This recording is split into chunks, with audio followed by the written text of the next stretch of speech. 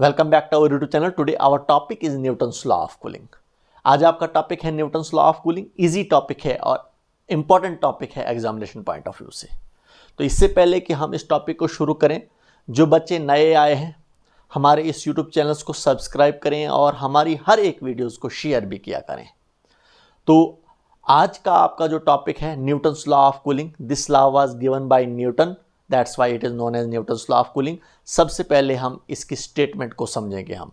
तो according to this law the rate of loss of heat is directly proportional to the temperature difference, जो मैंने already board पर लिख कर रखा है। According to this law the rate of loss of heat of a body is directly proportional to the difference in temperature of body and surrounding provided the difference in temperature is small। तो देखिए example के ज़रिए से आपको इसको समझाऊंगा मैं। जैसे आपके पास एक कप है, कप में हमारे पास गर्म चाय है और उस चाय का टेम्परेचर कितना है, टी टेम्परेचर है, और सराउंडिंग का टेम्परेचर क्या है, टी नॉट है। और सराउंडिंग का जो टेम्परेचर जो होगा वो स्मॉल होगा as compare to the temperature of this chai. जो हमारे पास जो चाय है, जो टी है हमारे पास, इसका टेम्परेचर ज़्यादा होगा सराउंडिंग के कंपैरिजन में। और उसके बाद आपने ये देखा होगा एक्सपेरिमेंटली, आपने ऐसे भी देखा होगा चाय आहिस्ता आहिस्ता ठंडी हो जाती है। इसका मतलब जब चाय आहिस्ता आहिस्ता ठंडी होती है, इसका मतलब ये हमारे पास हीट जो है, हमारे पास जो है चाय जो है अपनी हीट को लॉस करता है सराउंडिंग में। सराउंडिंग में जब अपनी हीट को लॉस करेगा, चाय का टेम्परेचर आहिस्ता आहिस्ता कम होता जाएगा। तो वही आपका न्यूटन्स लॉ है। देखिए हमारे पास ये कह रहा है कि हमारे पास जो है rate of loss of heat, rate of loss of heat, जो टाइम के साथ साथ हमारे पास जो हीट लॉस होती है वो directly proportional to the temperature difference होता है। Temperature difference between body, body यहां पर आपके पास क्या है, चाय है, एंड सराउंडिंग। तो जो हमारे पास टेम्परेचर डिफरेंस होगा बॉडी और सराउंडिंग के कंपैरिजन में, टेम्परेचर डिफरेंस यहां पर क्या है आपके पास, T माइनस टी नॉट। ये आपके पास टेम्परेचर डिफरेंस आ गया। T हुआ चाय का टेम्परेचर और T नॉट हुआ सराउंडिंग का टेम्परेचर। तो अब अगर आपको बोला जाएगा इन दो बॉडीज के बीच का टेम्परेचर डिफरेंस कितना है, सराउंडिंग और इस बॉडी का, इस चाय जिसका टेम्परेचर ज़्यादा है और सराउंडिंग का टेम्परेचर कम है, अगर वो टेम्परेचर डिफरेंस हम निकालेंगे तो वो टेम्परेचर डिफरेंस किसको होगा, वो T माइनस टी नॉट। जो हमारे पास चाय का टेम्परेचर है उसमें से माइनस करेंगे सराउंडिंग का टेम्परेचर, जो आपके पास बचेगा टेम्परेचर वही टेम्परेचर डिफरेंस होगा। और हमें ये कहता है न्यूटन्स लॉ ऑफ कूलिंग कहता है, जो इसकी स्टेटमेंट कहती है rate of loss of heat जो होता है वो directly proportional to the temperature difference होता है। देखिए इसी को मैथमेटिकल फॉर्म में अगर लिखूंगा मैं तो minus dq by dt is directly proportional to the temperature difference. इसका मतलब ये हुआ कि अगर हमारे पास बॉडी और सराउंडिंग के बीच का टेम्परेचर डिफरेंस अगर बढ़ेगा तो rate of loss of heat भी बढ़ जाएगा। हमारे पास rate of loss of heat जो है, हमारे पास जो हीट जो लॉस होगी टाइम के साथ साथ वो ज़्यादा हीट लॉस हो जाएगी टाइम के साथ साथ, अगर टेम्परेचर डिफरेंस क्या होगा, ज़्यादा होगा। इसकी भी एग्जांपल दूंगा आपको मैं।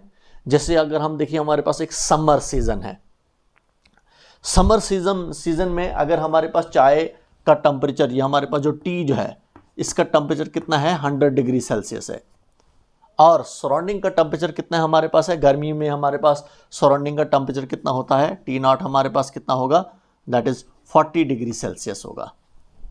ये हमारे पास समर की बात है। अगर हम यहाँ पर बात करेंगे टेम्परेचर डिफरेंस निकालेंगे हम, तो T माइनस टी नॉट 100 में से 40 निकाल देंगे, तो हम 100 में से 40 निकाल देंगे, क्योंकि T माइनस टी नॉट निकाल देंगे हम, T में से टी नॉट निकाल देंगे, 100 में से 40 डिग्री निकाल देंगे हम, तो कितना आएगा, 60 डिग्री। 60 डिग्री आपके पास क्या आएगा, टेम्परेचर डिफरेंस आएगा। तो यहाँ पर जो हमारे पास जो हीट लॉस होगा, क्योंकि अब इस केस में भी हमारे पास चाय तो गर्मी में भी हमारे पास ठंडी हो जाती है, जब हम चाय को मैं यहाँ पर टेबल पर रखूँगा मैं, और कुछ टाइम्स के बाद चाय ठंडी हो जाती है, इसका मतलब हमारे पास चाय में हीट लॉस हो रही है, तो उस टाइम भी हीट लॉस होगी। समर के सीजन में भी हमारे पास हीट लॉस होगी, चाय आहिस्ता आहिस्ता ठंडी हो जाएगी, लेकिन rate of loss of heat जो होगा वो कम होगा।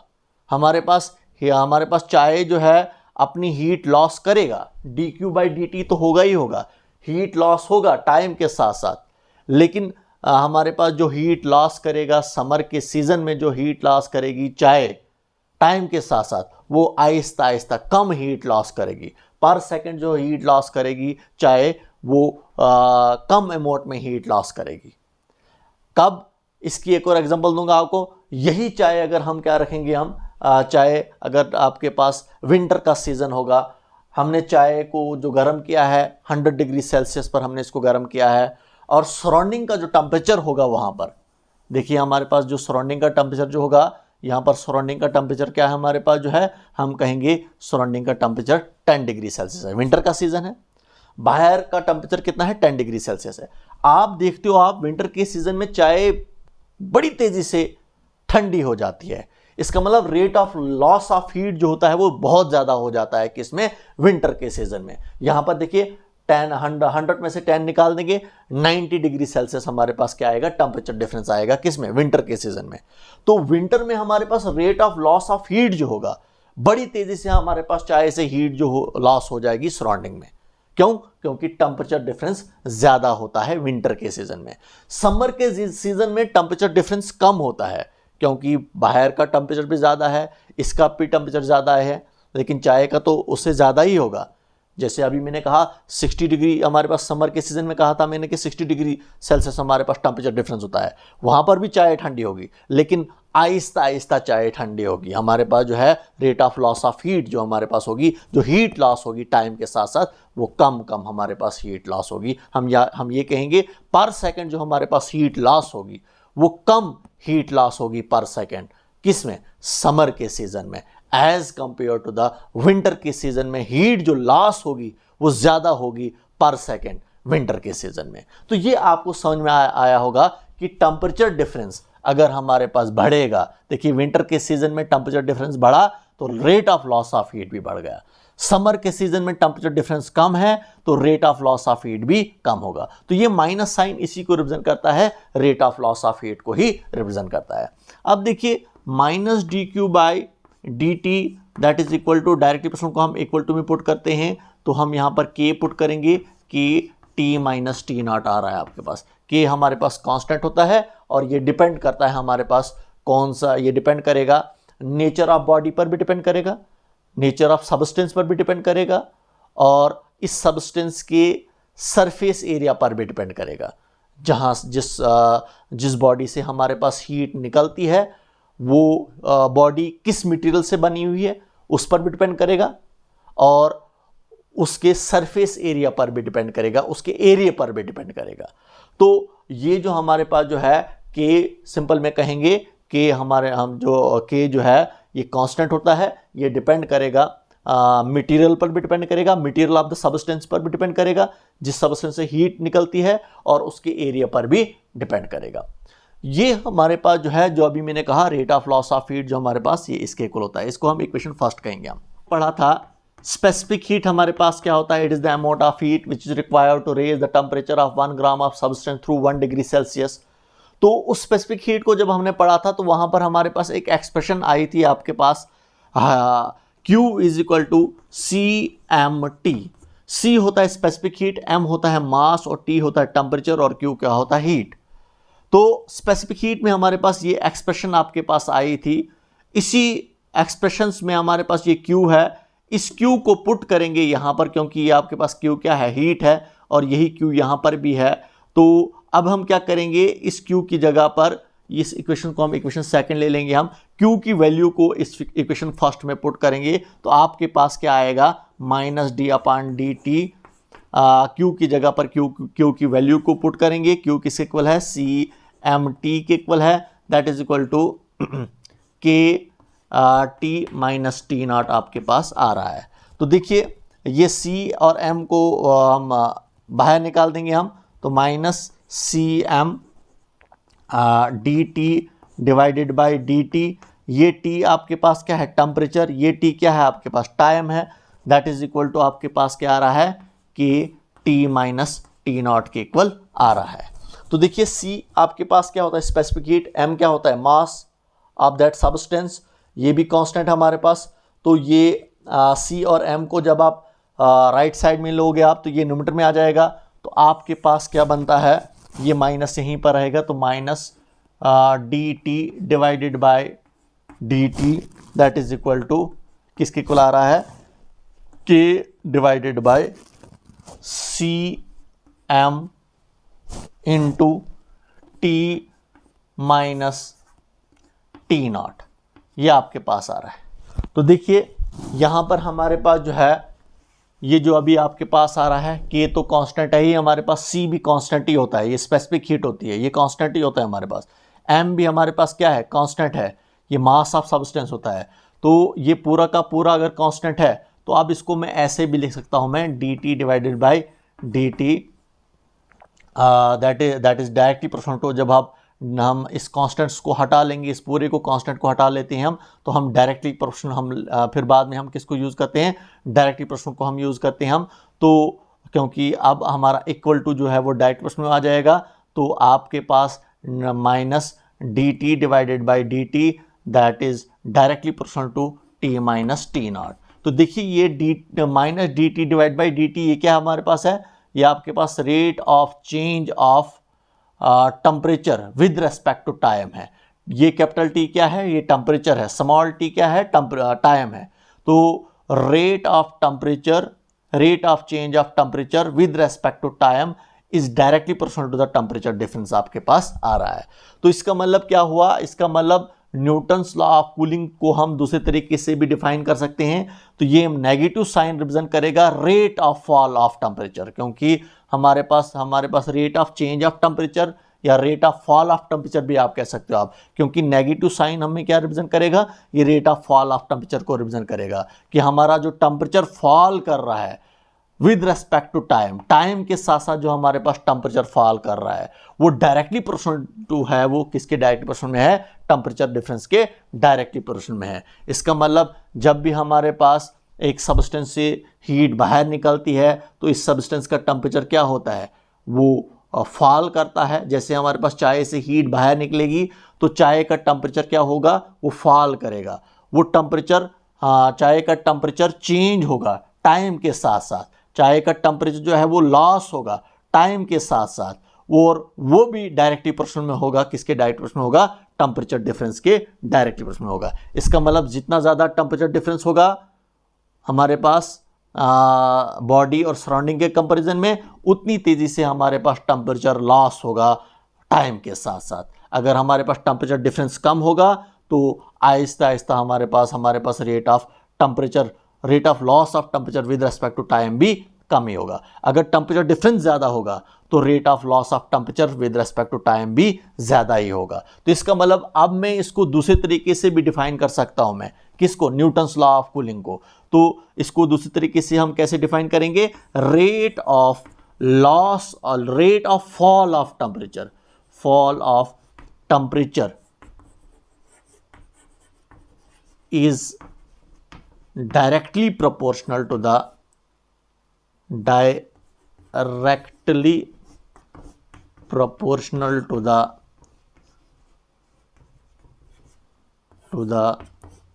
temperature difference। तो इसका मतलब यहां से भी मैं डिफाइन कर सकता हूं मैं, एक तो मैंने यहां पर डेफिनेशन लिखी थी, rate of loss of heat is direct proportional to temperature difference, और अब मेरे पास दूसरी एक्सप्रेशन भी आ गई हमारे पास कि rate of fall of temperature is directly proportional to the temperature difference. तो यहां से भी मैं डिफाइन कर सकता हूं मैं न्यूटन्स लॉ ऑफ कूलिंग को। जब हमारे पास हीट लॉस होती है टाइम के साथ साथ, इसका मतलब टेम्परेचर भी हमारा लॉस होता है टाइम के साथ साथ।